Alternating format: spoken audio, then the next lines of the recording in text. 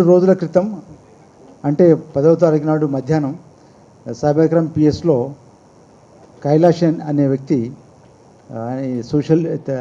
Congress party Telangana state social media in charge ఒక complaint ఇచ్చారు.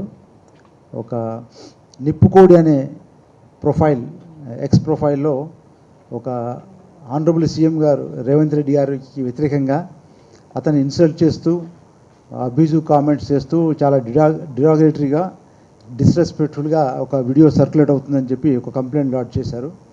అది పర్సనల్ రిప్యుటేషన్కి భంగపరిచే విధంగా, అలాగే చాలా ఇన్సల్టింగ్గా ఉంది. ఇది ప్రజల లోపల, తర్వాత సపోర్ట్ చేసేవాళ్ళు వ్యతిరేకతల మధ్యన ఒక వైషమ్యాలు క్రియేట్ చేసే విధంగా, it can lead to serious law and order issues, clashes అని చెప్పి దీని మీద దర్యాప్తు చేసి చర్య చేపట్టాలని కంప్లైంట్ ఇచ్చారు. ఈ కంప్లైంట్ని మేము ఒక ఎఫ్ఐఆర్గా 527 of 2025 section 67 information technology act కింద, అలాగే 353 అండ్ 352 బిఎన్ఎస్ కింద ఎఫ్ఐఆర్ రిజిస్టర్ చేయడం. ఇందులో దర్యాప్తులో భాగంగా ఇన్వెస్టిగేటివ్ టీమ్స్ ఫామ్ చేయడం జరిగింది. ఆ నిప్పు కోడి ఎక్స్ ప్రొఫైల్లో ఉన్నటువంటి వీడియోని క్షుణ్ణంగా పరిశీలిస్తే ఇది ఒక పల్స్ న్యూస్ అనే ఒక యూట్యూబ్ ఛానల్ ద్వారా దానికి సంబంధించిన మీడియా రిప్రజెంటేటివ్ ఈ వీడియోని రికార్డ్ చేసినట్టు అర్థమవుతుంది. ఇంకా ఫర్దర్ ఇన్వెస్టిగేషన్కి వెళ్తే ఇందులో ఏంటంటే ఈ పల్స్ న్యూస్ యొక్క ఛానల్ మాదాపూర్లో ఉంది.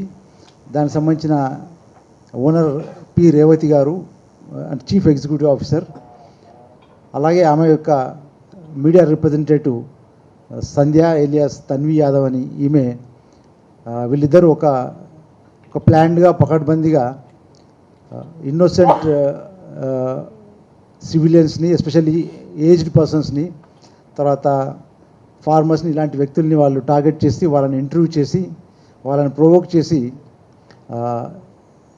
సీఎం గారికి వ్యతిరేకంగా, తర్వాత వాళ్ళ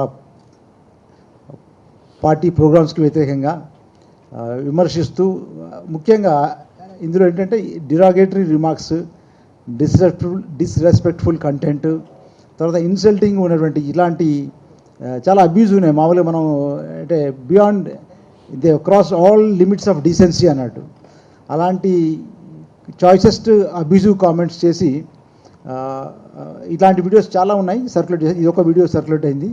సో దీనిలో భాగంగా మేము ఇన్వెస్టిగేట్ చేసిన తర్వాత ఈరోజు మార్నింగ్ ఈ రేవతి గారిని వాళ్ళ ఇల్లు ఫైనాన్షియల్ డిస్ట్రిక్ట్లో ఉంది, అక్కడ ఆమెను అరెస్ట్ చేయడం జరిగింది.